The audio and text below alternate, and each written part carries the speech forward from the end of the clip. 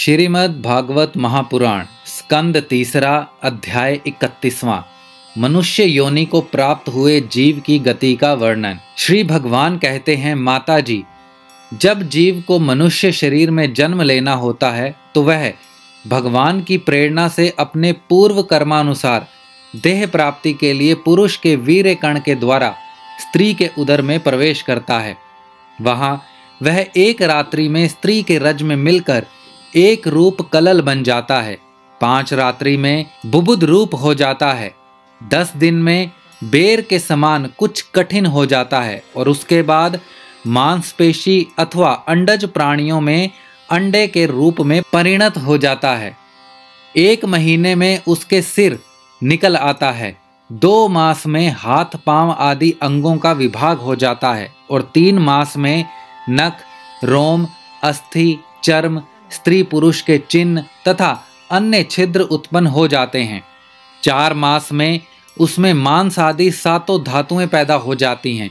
5वें महीने में भूख प्यास लगने लगती है और 6ठे मास में झिल्ली से लिपटकर वह दाहिनी कोख में घूमने लगता है। उस समय माता के खाए हुए अन्न जल आदि से उसकी सब धातुएं पुष्ट होने लगती हैं और वह कृमि आदि जंतुओं के उत्पत्ति स्थान उस जघन्य मल मूत्र के गड्ढे में पड़ा रहता है।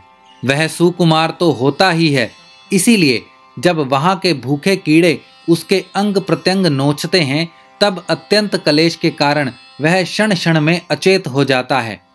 माता के खाए हुए कड़वे, तीखे, गरम, नमकीन, रूखे और खट्टे आदि उग्र पदार्थों का स्पर्श होने से उसके सारे शरीर में पीड़ा होने लगती है। वह जीव माता के गर्भाशय में झिल्ली से लिपटा और आंतों से घिरा रहता है। उसका सिर पेट की ओर तथा पीठ और गर्दन कुंडलाकार मुड़े रहते हैं। वह पिंजरे में बंद पक्षी के समान पराधीन एवं अंगों को हिलाने डुलाने में असमर्थ रहता है। इसी समय अदृष्ट की प्रेरणा से उसके स्मरण शक्ति प्राप्त होती है। तब अपने सैकड़ों जन्मों के कर्म याद आ जाते हैं और वह बेचैन हो जाता है तथा उसका दम घुटने लगता है। ऐसी अवस्था में उसे क्या शांति मिल सकती है। 7वां महीना आरंभ होने पर उसमें ज्ञान शक्ति का भी उन्मेष हो जाता है, परंतु प्रसूति वायु के चलायमान रहने के कारण वह उसी उदर में उत्पन्न हुए विष्ठा के कीड़ों के समान एक स्थान पर नहीं रह सकता। तब सप्त धातु में स्थल शरीर से बंधा हुआ वह देहात्मदर्शी जीव अत्यंत भयभीत होकर दीन वाणी से कृपा याचना करता हुआ हाथ जोड़कर उस प्रभु की स्तुति करता है जिसने उसे माता के गर्भ में डाला है। जीव कहता है, मैं बड़ा अधम हूँ। भगवान ने मुझे जो इस प्रकार की गति दिखाई है वह मेरे योग्य ही है। वे अपनी शरण में आए हुए इस नश्वर जगत की रक्षा के लिए ही अनेक प्रकार के रूप धारण करते हैं। अतः मैं भी भूतल पर विचरण करने वाले उन्हीं के निर्भय चरणाविंदों की शरण लेता हूँ। जो मैं इस माता के उदर में देह, इंद्रिय और अंतःकरण रूपा माया का आश्रय कर पुण्य पाप रूप कर्मों से आच्छादित रहने के कारण बुद्ध की तरह हूँ, वही मैं यहीं अपने संतप्त हृदय में प्रतीत होने वाले उन विशुद्ध, अविकारी और अखंड बोध स्वरूप परमात्मा को नमस्कार करता हूँ। मैं वस्तुतः शरीर आदि से रहित होने पर भी देखने में 5 भौतिक शरीर से संबद्ध हूँ और इसीलिए इंद्रिय, गुण, शब्दादि विषय और चिदाभास रूप जान पड़ता हूँ। अतः इस शरीर आदि के आवरण से जिनकी महिमा कुंठित नहीं हुई है, उन प्रकृति और पुरुष के नियता सर्वज्ञ परम पुरुष की मैं वंदना करता हूँ।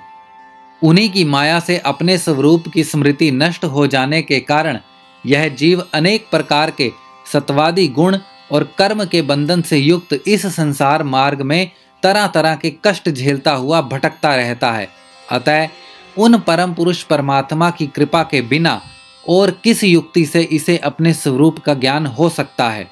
मुझे जो यह त्रैकालिक ज्ञान हुआ है, यह भी उनके सिवा और किसने दिया है, क्योंकि स्थावर जंगम समस्त प्राणियों में एकमात्र वे ही तो अंतर्यामी रूप अंश से विद्यमान हैं। अतः जीव रूप कर्म जनित पदवी का अनुवर्तन करने वाले हम अपने त्रिविध तापों की शांति के लिए उन्हीं का भजन करते हैं। भगवान, यह देहाधारी जीव दूसरी देह के उदर के भीतर मलमूत्र और रुधिर के कुएं में गिरा हुआ है। उसकी जठराग्नि से शरीर अत्यंत संतप्त हो रहा है। उससे निकलने की इच्छा करता हुआ यह अपने महीने गिन रहा है। भगवान, अब इस दीन को यहाँ से कब निकाला जाएगा? स्वामिन, आप बड़े दयालु हैं। आप जैसे उदार प्रभु ने ही इस 10 मास के जीव को ऐसा उत्कृष्ट ज्ञान दिया है। दीन बंधो, इस अपने किए हुए उपकार से ही आप प्रसन्न हो, क्योंकि आपको हाथ जोड़ने के सिवा आपके उस उपकार का बदला तो कोई दे भी क्या सकता है। प्रभो, संसार के ये पशु पक्षी आदि अन्य जीव तो अपनी मूढ़ बुद्धि के अनुसार अपने शरीर में होने वाले सुख दुख आदि का ही अनुभव करते हैं, किंतु मैं तो आपकी कृपा से शमदमादि साधना संपन्न शरीर से युक्त हुआ हूँ। अतः आपकी दी हुई विवेकवती बुद्धि से आप पुराण पुरुष को अपने शरीर के बाहर और भीतर अहंकार के आश्रयभूत आत्मा की भांति प्रत्यक्ष अनुभव करता हूँ। भगवान, इस अत्यंत दुख से भरे हुए गर्भाशय में यद्यपि मैं बड़े कष्ट से रह रहा हूँ, तो भी इससे बाहर निकलकर संसार में अंधकूप में गिरने की मुझे बिल्कुल इच्छा नहीं है, क्योंकि उसमें जाने वाले जीव को आपकी माया घेर लेती है, जिसके कारण उसकी शरीर में अहम बुद्धि हो जाती है और उसके परिणाम में उसे फिर इस संसार चक्र में ही पड़ना होता है।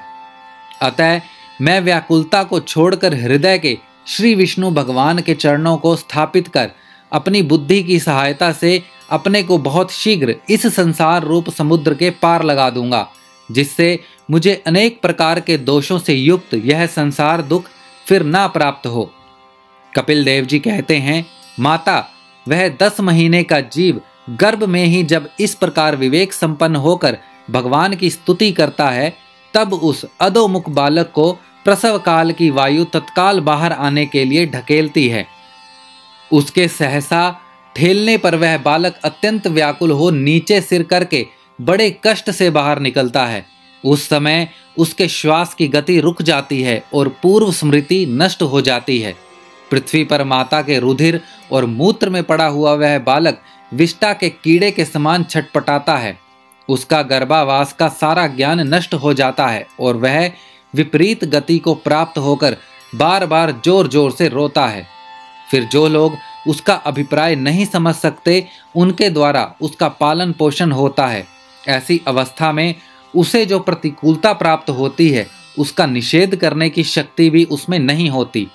जब उस जीव को शिशु अवस्था में मैली कुचैली खाट पर सुला दिया जाता है, जिसमें खटमल आदि स्वेदज जीव चपटे रहते हैं, तब उसके शरीर को खुजलाने, उठाने अथवा करवट बदलने की भी समर्थ न होने के कारण वह बड़ा कष्ट पाता है। उसकी त्वचा बड़ी कोमल होती है। उसे डास, मच्छर और खटमल आदि उसी प्रकार काटते रहते हैं जैसे बड़े कीड़े को छोटे कीड़े। इस समय उसका गर्भावस्था का सारा ज्ञान जाता रहता है, सिवा रोने के वह कुछ नहीं कर सकता।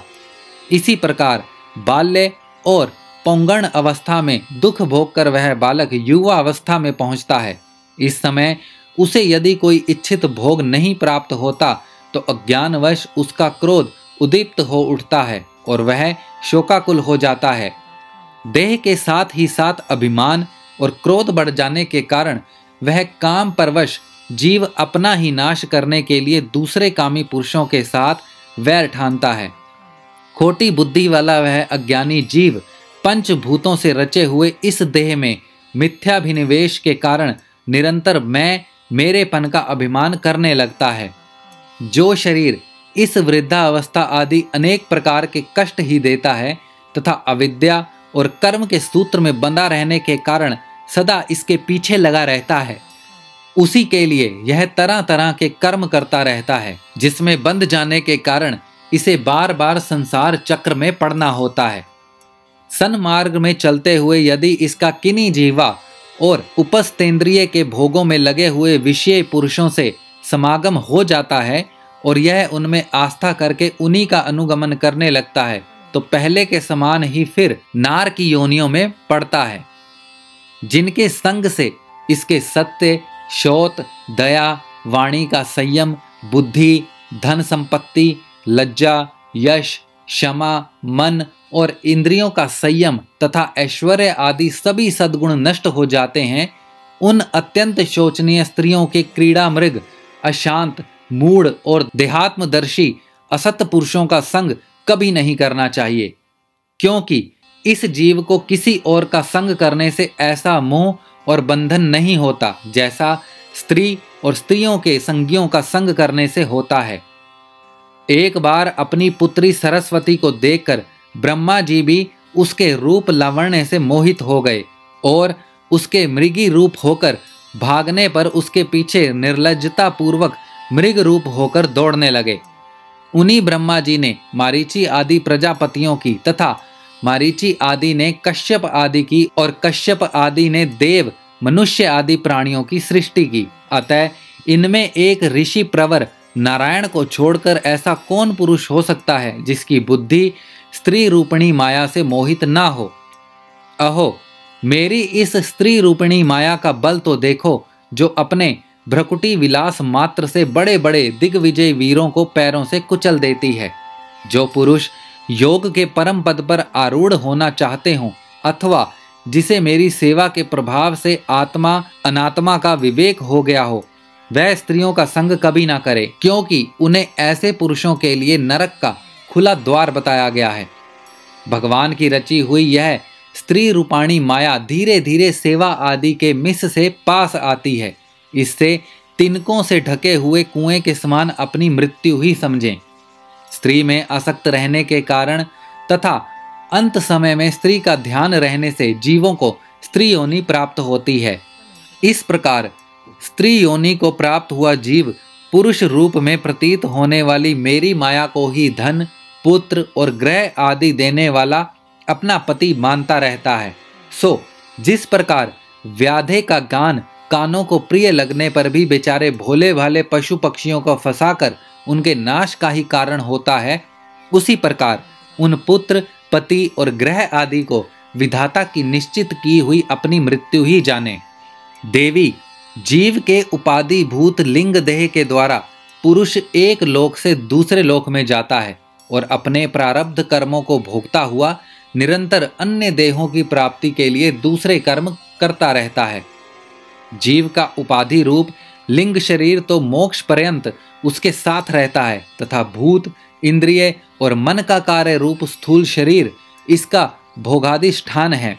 इन दोनों का परस्पर संगठित होकर कार्य न करना ही प्राणी की मृत्यु है और दोनों का साथ साथ प्रकट होना जन्म कहलाता है। पदार्थों की उपलब्धि के स्थान रूप इस स्थूल शरीर में जब उनको ग्रहण करने की योग्यता नहीं रहती, यह उसका मरण है और यह स्थूल शरीर ही मैं हूँ, इस अभिमान के साथ उसे देखना उसका जन्म है। नेत्रों में जब किसी दोष के कारण रूपादि को देखने की योग्यता नहीं रहती, तभी उनमें रहने वाले चक्षु इंद्रिय भी रूप देखने में असमर्थ हो जाती है, और जब नेत्र और उनमें रहने वाली इंद्रिय दोनों ही रूप देखने में असमर्थ हो जाते हैं, तभी इन दोनों के साक्षी जीव में भी वह योग्यता नहीं रहती। अतः मुमुक्षु पुरुष को मरणादि से भय, दीनता अथवा मोह नहीं होना चाहिए। उसे जीव के स्वरूप को जानकर धैर्यपूर्वक निसंग भाव से विचरना चाहिए तथा इस मायामय संसार में योग वैराग्य युक्त सम्यक ज्ञानमयी बुद्धि से शरीर को निक्षेप की भांति रखकर उसके प्रति अनासक्त रहते हुए विचरण करना चाहिए। श्रीमद् भागवत महापुराण स्कंद 3 अध्याय 31वां समाप्त।